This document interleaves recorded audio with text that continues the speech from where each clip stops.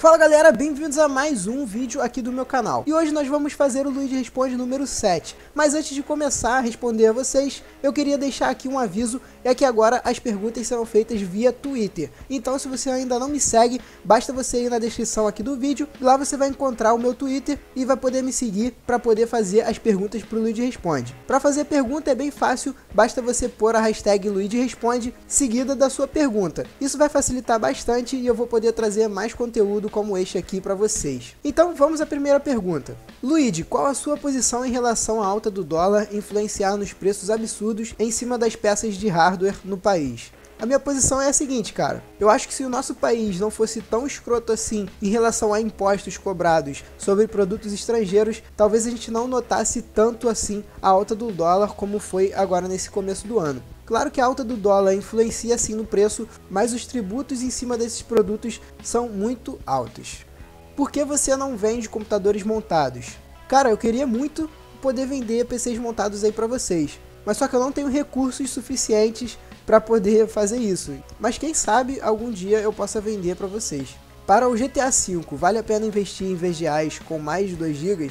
Leonardo, o GTA ele tem aquele limitador de gráficos referente ao tamanho da memória. Então eu acho que pensando no GTA V vale a pena sim você investir numa placa de vídeo com mais de 2 GB. Luigi, como aprendeu o conhecimento que você tem hoje? Você fez curso ou procurou na net mesmo? Bom, eu sou graduado em computação, só que o meu curso ele não era focado na parte de hardware em si. Claro que eu tive algumas aulas ali sobre montagem de computador, mas foram coisas bem básicas. O que realmente me deu conhecimento foi a minha procura por conhecimento na internet. Eu era muito curioso nesse ramo, gostava bastante do ramo de hardware e também na prática, porque eu já montei várias configurações para um monte de gente aí e acabei aprendendo bastante. Uma placa de vídeo com 2 GPUs da Nvidia funciona em uma placa-mãe que não aceita SLI? Bom, ele está falando daquelas placas de vídeo que vêm com 2 chipsets no mesmo PCB, como por exemplo aquela Asus Mars. E respondendo à pergunta, a placa-mãe não vai precisar ter suporte a SLI para poder comportar uma placa de vídeo como essa, já que fisicamente ela é apenas uma placa de vídeo,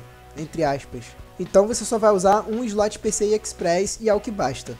O que vale mais a pena fazer? Um SLI com GTX 760 da EVGA ou upgrade para GTX 970? Bruno, se você já tiver uma GTX 760 e sua placa-mãe já suportar o SLI, eu acho que vale a pena sim você investir no SLI. Mas agora, começando do zero, eu acredito que seja mais vantajoso você investir numa GTX 970. Você vai gastar muito menos em placa-mãe e também na fonte. Luigi, até quando você acha que a GTX 970 será o pai do custo-benefício?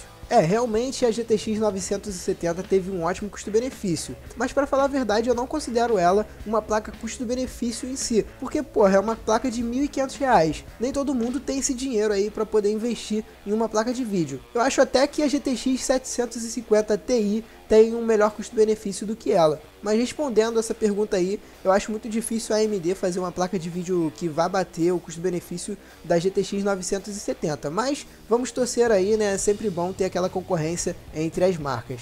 Uma VGA pode variar em desempenho pela sua fabricante? De que forma?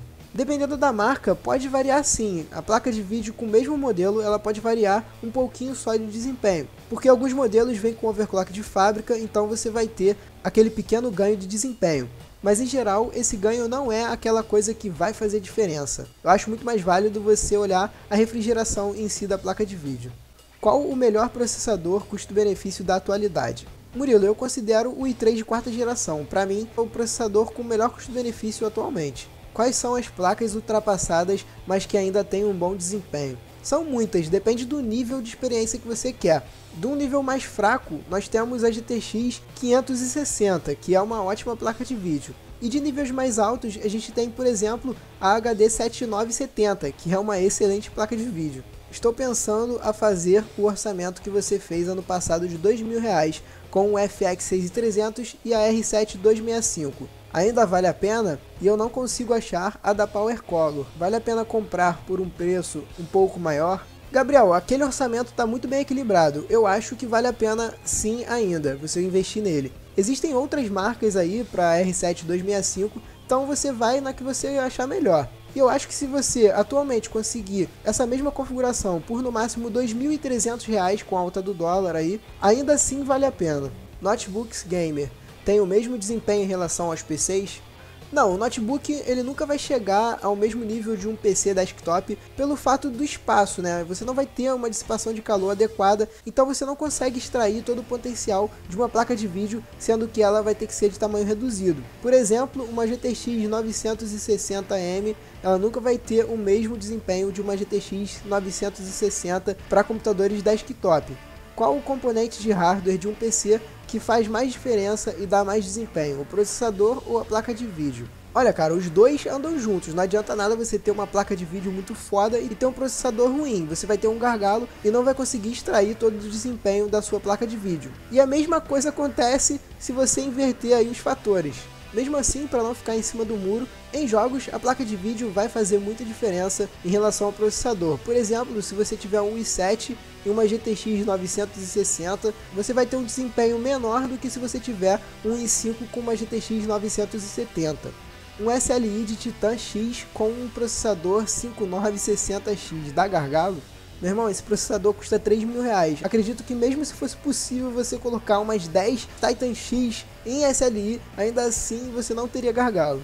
Se um i3 é dual core, ou seja, tem dois núcleos físicos, como ele é capaz de simular mais dois núcleos digitais e se comportar como um quad-core?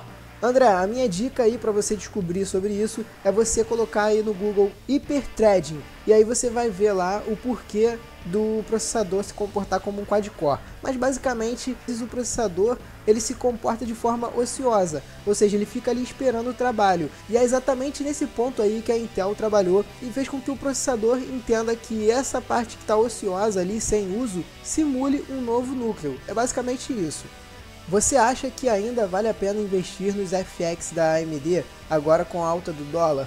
Na verdade, cara, eu não vejo nenhuma mudança. A única mudança que teve foi o aumento do dólar, mas todos os processadores, seja da Intel ou da AMD, aumentaram. Então deu no mesmo, já que todos aumentaram juntos. A AMD esquenta mesmo? Não, que isso, cara. Quase não esquenta. Luigi, com quantos anos decidiu seguir o rumo da informática?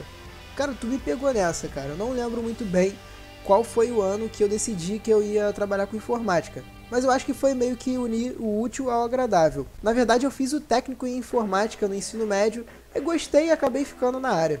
Dá pra ser feliz com uma GTX 660 Ti e um FX 6300 com 8 GB de RAM por uns 3 anos?